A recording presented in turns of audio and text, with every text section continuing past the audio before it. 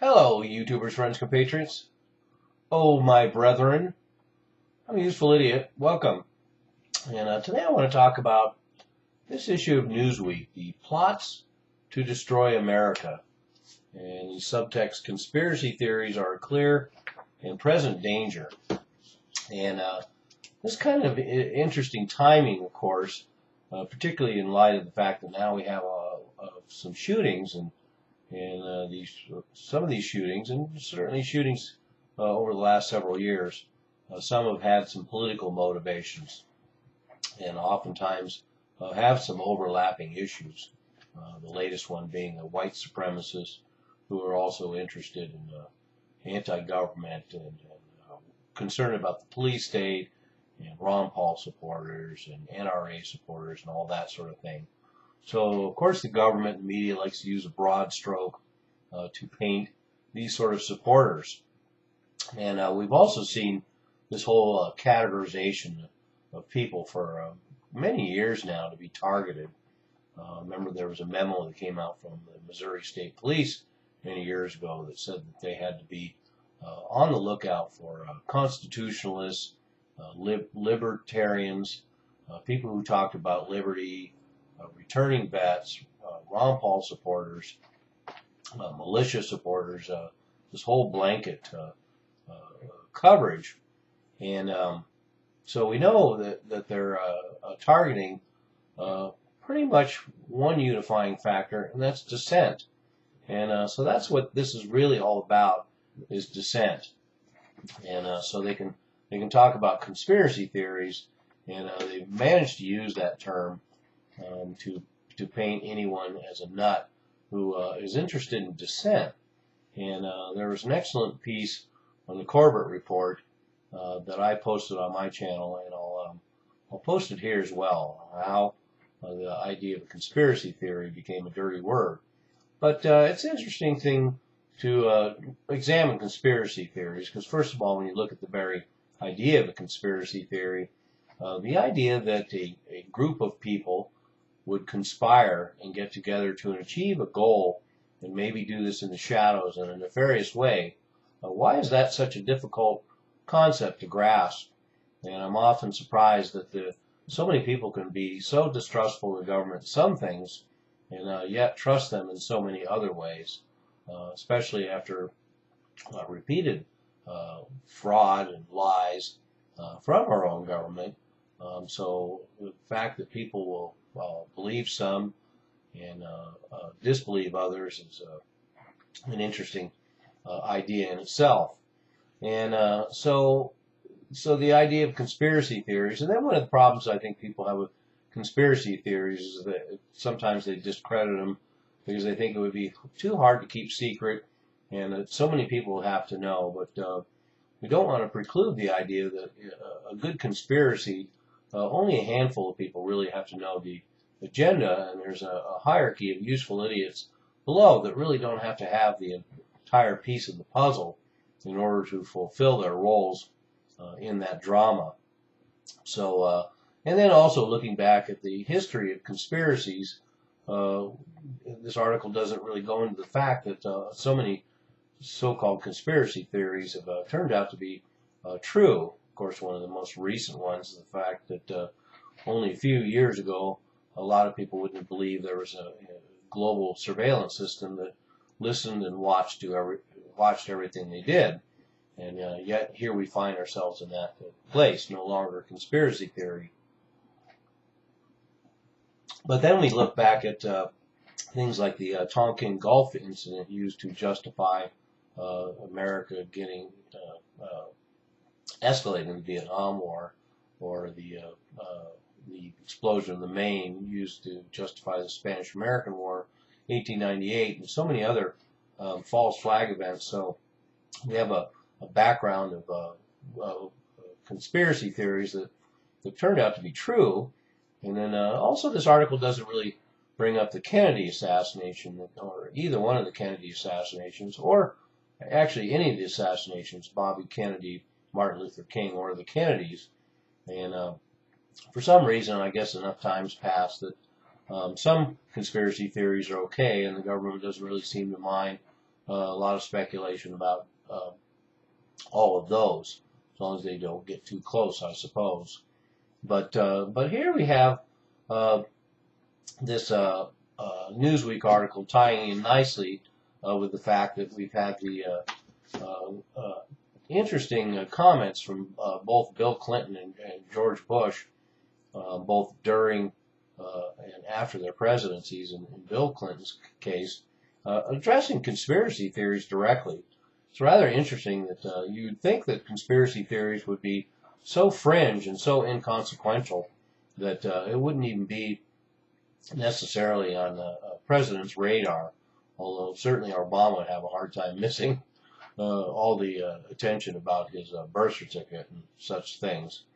But anyway, so we've seen the idea of conspiracy theory, people that are interested in that malign a lot, but it's getting really serious now, and we see this recently after this spate of shootings, and they're talking about domestic terrorists, and that's where this comes in.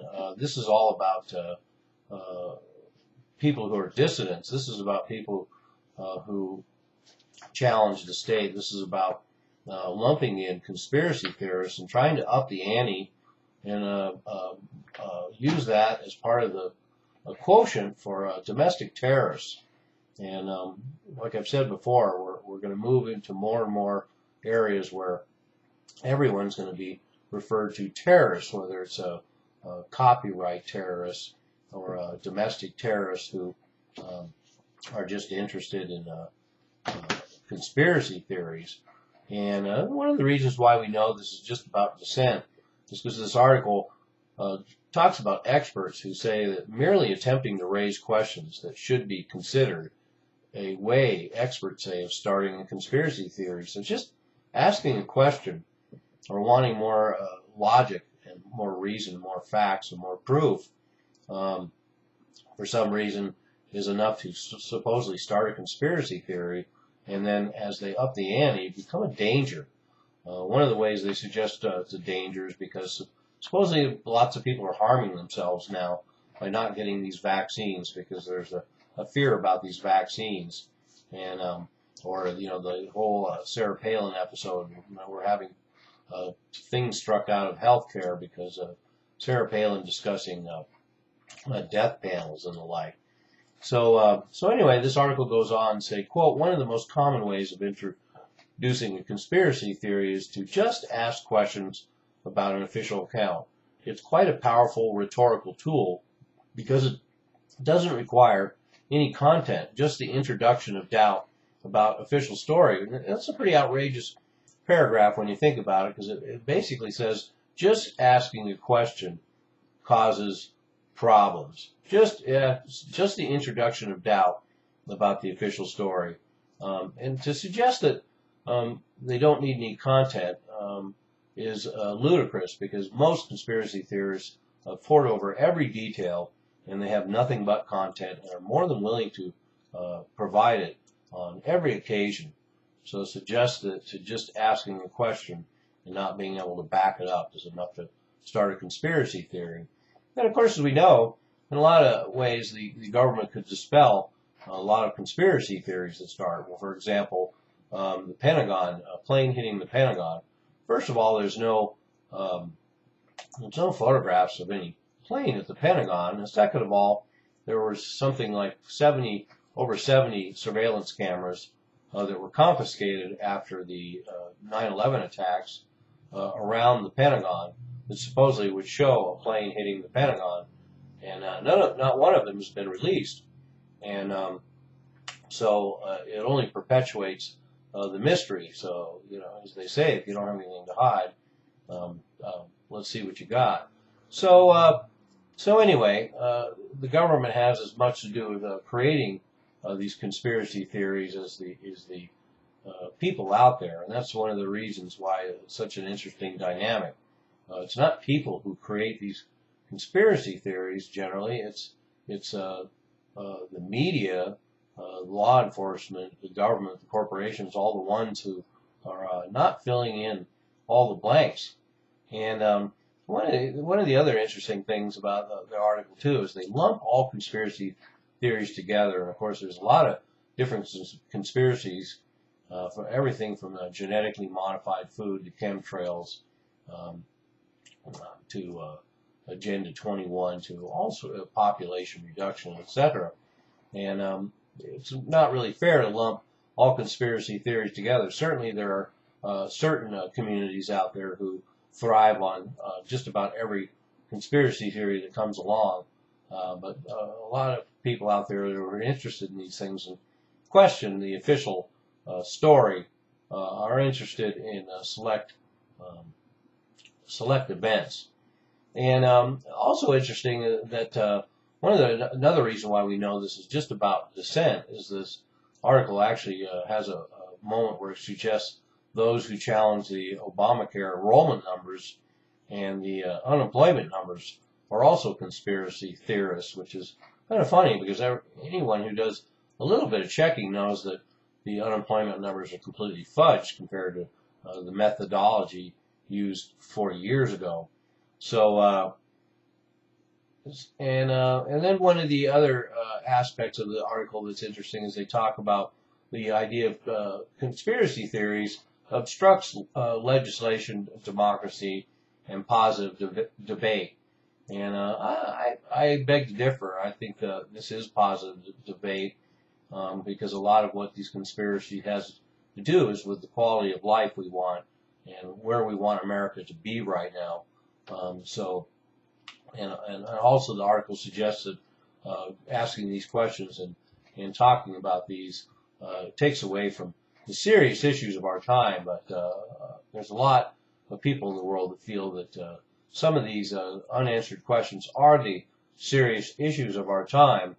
And so there we go. We got the media and the government on the same page, trying to demonize take it up a notch, demonize the liberty movement, demonize all the same people they've been demonizing. And now anybody that's even interested in some of these other ideas and some of the things out there in alternative media and the like are easily targeted and labeled. And they're upping the ante. And we can watch this process unfold as we have more people waking up against the government and global policies and domestic policies in this place we find ourselves. I'm a useful idiot. Don't you be one too.